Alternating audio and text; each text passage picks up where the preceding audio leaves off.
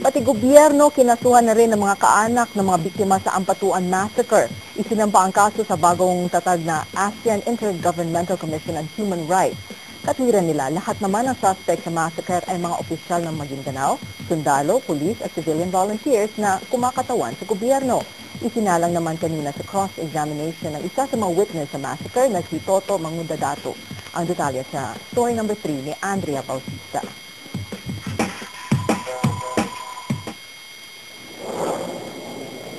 Sa ikalimang hearing ng Maguindanao Massacre, isinalang muli sa witness stand si Buluan Vice Mayor Toto Mangudadato para sa cross-examination ng depensa. Away politika ng dalawang makapangyarihang pamilya. Ito ang nakikita ni Atty. Siegfried Fortun kung bakit iniuugnay ngayon ng kanyang kliyente ni si Unsay sa Maguindanao Massacre. Kung makulong kasi ang mga patuan, ang mga Mangudadato na ang maghahari sa buong Maguindanao.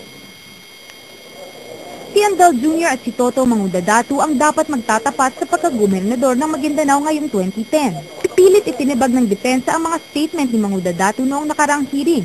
Nakakapagtaka raw kasi na sa kabila ng mga death threats kay Toto at warning galing kay Secretary Gilbert Chodoro at Prospero Pichay, pinayagan pa rin niya ang kanyang asawa at pamilya na mag-file. Sa batas raw kasi ng COMELEC, kahit driver, pwedeng mag-file ng COC basta may authorization ng kandidato. Kinustyon din ni Atty. Fortun kung paano natatakot si Vice Mangudadato sa mga ampatuan, gayong mas malapit sila sa presidente. Sabi raw mismo ni Toto Mangudadato, si GMA mismo ang tumulong sa kanila nang disarmahan sila dati ng mga ampatuan. Pati huling pag-uusap ng mag-asawang ampatuan kung saan sinabi ni Jeneline na nandun si Andal at sinampal siya nito, pilit kinekustyon. Wala raw naman kasing nakarinig o nakapag-record nito at hindi raw sapat ang phone bill para patunayan ito. Pero pinanindigan ito ni Vice Mayor Mangudadato. Hindi na lang siya nakapalag nang banggitin ng depensa na may dalawang kaso si Mangudadato. Ang isa, murder, kung saan sinasabing pinatay niya ang hipag ni Andal Sr. Ang isa, kaso ng illegal possession of firearms.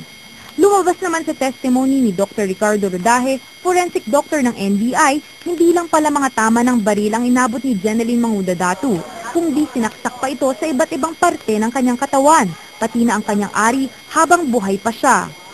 Pero sa cross-examination, lumalabas ang malaking pagkakamali ni Rodaje. Matapos nitong aminin na tinapon niya ang mga damit ni Jeneline na pwede pa sanang pagkuhanan ng ebidensya. Mabaho na raw kasi ito. Pinayagan ni Judge na umuwi ng maaga si Andal Jr. Hindi na daw kasi siya kailangan i-identify sa korte ng mga susunod na witness. Not guilty pa rin ang kanyang sagot sa additional 15 murder charges laban sa kanya. Sa huli natapos ang hearing nang wala pa ring desisyon ang petition for bail ni Ampatuan Jr. Andrea Bautista, The Evening News.